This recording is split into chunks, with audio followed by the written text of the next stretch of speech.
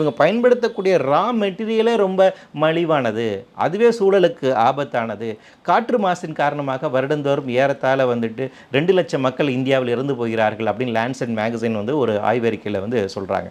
அப்போ காற்று மாசு சார்ந்திருக்கக்கூடிய பிரச்சனை அப்படிங்கிறது வட சென்னையில் இன்னும் அதிகமாகவே இருக்கிறது. அப்போ இதுக்கெல்லாம் அடிப்படையான காரணமாக என்னவா இருக்குன்னு பார்த்தீங்கன்னா, இந்த அனல் மின் நிலையங்கள் ஒரு முக்கியமான ஒரு காரணியாக இருக்கின்றது.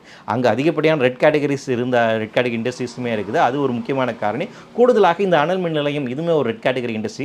இதனுடைய பாதிப்புமே அந்த பகுதியில் இன்னும் அதிகமாகவே இருக்கிறது.